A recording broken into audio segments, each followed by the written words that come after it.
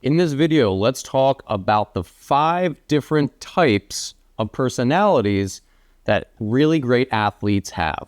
So if you're new here, I'm Blewett. I'm a former pro baseball player, and I'm the author of this mental training book called This Slump Shall Pass. In my book, one of the chapters is about knowing yourself, and I give you 5 different personality types that I've developed called the animal types.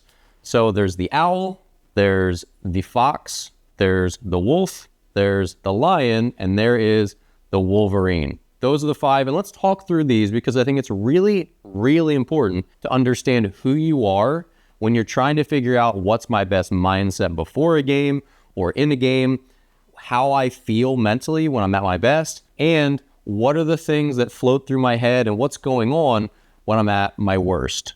So the first thing to know is everyone's a mix of these 5 types. So you might be chiefly one, but you might be a blend of a second. So for me, I'm mostly an owl with a good blend of wolf. That's sort of like my mix. And of course, all these characteristics, you might have a couple of each. So let's talk first about the owl. So the owl is characterized as the really deep thinker, the person who's like heavily involved in strategy. They tend to think a lot about their process. They're very deliberate. They're often a little more quiet. And on the dark side of this is they start to really overthink. So this was me as an athlete. In part, I definitely was a deep thinker. I definitely really planned things out. I am very self-aware and reflective.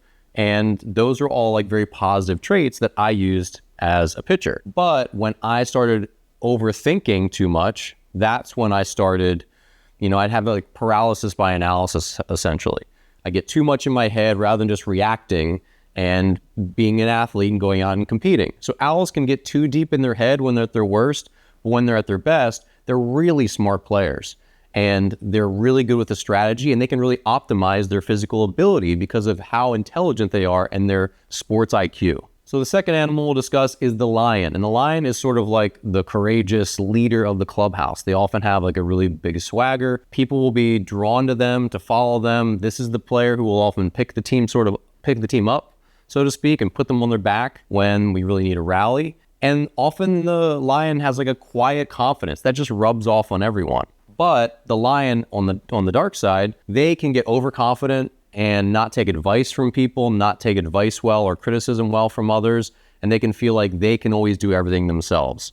So lions are at their best when they help their teammates out and they use their leadership to better everyone, and they're generous with it. And they're at their worst when they start rejecting help from others, because everyone needs help too, right? And they start rejecting feedback that can make them better. Number 3 is the wolf, and I identify heavily with the wolf as well. The wolf is quiet, they are fierce, but they keep to themselves. And when it's time to compete, that's when you see the snarl and the teeth really come out. I had a lot of teammates who were like this, who I said, that dude is a wolf, where just really easygoing, relaxed, and quiet, but when you put them in the game, they are mean and they are tough and they are scary competitors. And it's really cool to see that switch flip. They're not intense all the time. They're really relaxed. But then when it comes down to competing, that's when the intensity really rears its head. The problem with wolves, when they get to the dark side, is that they don't know how to unflip that switch, right? They can be really calm. And then when they start to compete or they get angry or they're not doing well, they can go really, really aggressive and not know how to rein it back in and sort of calm back down. And I've seen that as well, and I've seen that for myself. I'm a pretty relaxed person. I'm very easygoing. I like to think and, I'm very contemplative before games, and I'm very contemplative in games.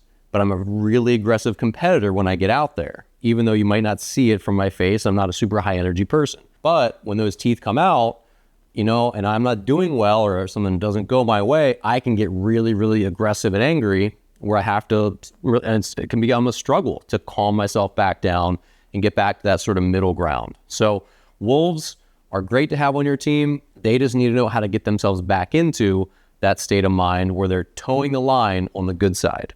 The 4th animal type is the fox, and this is the happy-go-lucky player who loves to sort of like bounce around. They love good energy, good vibes. They're just smiling and just excited to be competing. They love the energy and like music in the clubhouse, and they're just like high fives all around, like the really extroverted, just fun kind of player. And I, as an owl, as a wolf, as like a more quiet, aggressive type, I love the energy that foxes give. Like they benefit me, even though that's not my persona, right? And foxes, they're at their best when they get to be social and they get to be amped up and like use their energy and be excited to play. When they start overthinking too much, or maybe they get like the other teammates get in their head or opponents get in their head, that's when they really need to bring themselves back and just get lighthearted again and not trying to do everything all at once, because they can speed up too much because they have so much energy. And when they speed up and they try to solve every problem and fix everything all at once and like get the lead back all at once, that's when they're at their worst. But foxes are great because they can rally the team. They've always got good energy. They want to share it. They want to be social. They're picking teammates up. They're really great teammates. Foxes, I'm sure we all know one on our team. They're a really integral part of the overall dynamic, especially picking up quieter, more aggressive types and bring them into, the sort of team mix. And last but not least, this is no particular order, is the Wolverine. And the Wolverine is the really aggressive and also high energy player. The Wolverine's like, let's go compete. Super excited, aggressive, just tough, resilient players. Like, you don't want to compete against a Wolverine. They don't quit. And so the Wolverine, though, they can get to the dark side when they start engaging too much with maybe the other team or the umpires. This is the player that maybe gets too chirpy, who is too combative, too aggressive, right? But when the Wolverine uses their aggression within the team, like rallying everyone, pushing everyone to compete harder, to be better, to be at their best, and being encouraging, being a good teammate, being a good leader, that's when the Wolverine's at their best. It's great to have a couple of them on every single team because they can just like really bring you back, and they're so competitive and so tough and resilient. It seems like nothing gets them down. I remember the couple people that I thought were Wolverines that I played with, and I just felt like I was lucky to have them on our squad, that when the chips were down, they were someone you could really look to. So the Wolverine is a tough, high energy, aggressive, really great competitor. So how do you use this information? So again, in my book, there's 10 different chapters, and all of them are just helping you to understand yourself better, your desires, your fears, your doubts, the stream of consciousness that flows through your head, and who you are as a player. So the more you know about yourself and your personality type, the more you can help maximize and optimize your physical abilities, all right? Grab a copy of my book, This Slump Shall Pass, in the description below. You can also buy it on Amazon, and it has a workbook in the back for your entire team to study and for you to print out and do some personal self-assessment as well. Thanks again for watching, and I'll see you here in the next video.